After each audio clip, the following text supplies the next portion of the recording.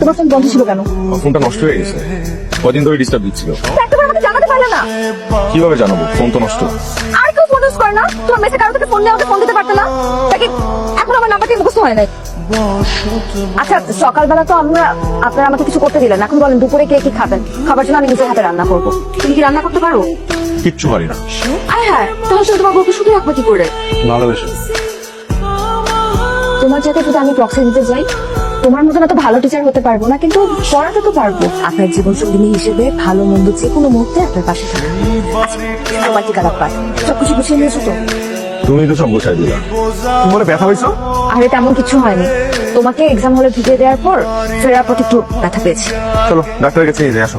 আরে ডক্টরের কাছে নিয়ে যাওয়ার মতো কিছু হয় নাই তো, আমাকে নিয়ে এত চিন্তা করো কেন? তোমাকে নিয়ে চিন্তা করবো না তো কাকে নিয়ে চিন্তা করবো? তুই কি আছে আমার?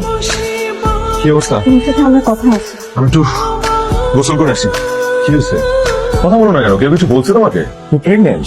তুমি আগে জানো না কেন? কখন জানতে পারছো তুমি এটা? আসলে তুমি আমাকে বলবো না এটা। আমি মিষ্টি নিয়ে আসি। এই মুহূর্তে আমাদের বাচ্চা নেওয়াটা কি ঠিক হবে? সামনে তোমার পরীক্ষা, এমনিতেই এত চাপ। আমি চাই না তোমার স্বপ্নের প্রতি একটু বাধা হয়ে দাঁড়া। তোমার সাথে সংসার করাটা আমার একটা শখ। আমরা কিন্তু চাইলে অনলাইনে এই বিজনেসটা করতে পারি, হোমমেড ফুড ডেলিভারি, যাকে কেটারিং সার্ভিসও বলা যেতে পারে। ওয়াও, এটা বেস্ট আইডিয়া। শোন, আমার যেহেতু বাইক আছে, তাহলে ফুড ডেলিভারি কাজটা আমার। আপনি কাউকে কোশ্চেন করেন না। Okay. Which famous American singer sang for the liberation war of Bangladesh in 1971? Options are Michael Jackson, George Harrison, Elvis Presley, and Michael George. George Harrison. Actually, right answer. এটা আপনার কতটুকু? This is my last year sir. Friend, আপনার তো এতদিনে হয়ে যাওয়ার কথা, হয়নি কেন? সেটা তো আপনারা বলতে পারবেন, আমি কি করে বলবো? কারণ আপনারা ওই ছেড়ে বসে আছেন আর আমি এই ছেড়ে। তুমি ঘুমাওনি এখনো? দেখো, এত টেনশন করার কিছু নেই, যা হবে তা তো হবে।